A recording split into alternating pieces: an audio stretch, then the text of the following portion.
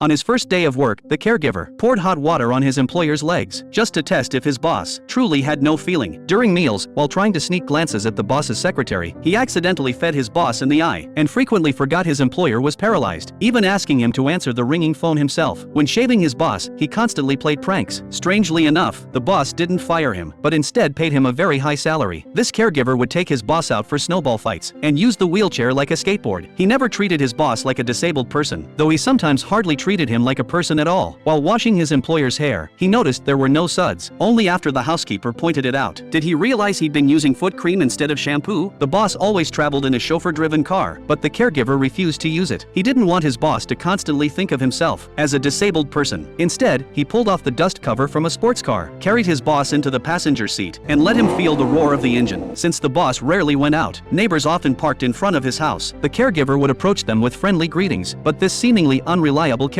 eventually saved his boss's life. One night, the boss suddenly had trouble breathing. The caregiver rushed to his side, placing a warm towel on his forehead. To prevent further incidents, he pushed his boss along the street at 4 in the morning. The fresh air gradually helped his boss recover. They arrived at a coffee shop, where their relationship continued to grow. The boss shared his story with the caregiver, saying his true disability wasn't being in a wheelchair, but having forever lost his wife. He explained that his wife couldn't have children, so they decided to adopt. To ease their sadness, they took up paragliding, but during one outing in terrible weather, he lost his wife forever and was left permanently disabled. The boss told the caregiver his probation period was over. He was officially hired. With this caregiver by his side, he felt like he had grown new limbs. One day, the caregiver discovered his boss had a pen pal, whom he'd been writing to for 6 months but had never met. Seeing how much his boss liked this person, the caregiver called the pen pal immediately, despite his boss's objections. Once the call connected, excitement spread across his boss's face. The pen pal suggested meeting in person, but the boss refused, fearing his condition would frighten her. The caregiver decided to help his boss regain confidence. He brought him to a restaurant, but didn't plan to stay with him. After a while, a beautiful woman sat down beside him, his pen pal. The meeting his boss had tried to avoid turned out perfectly.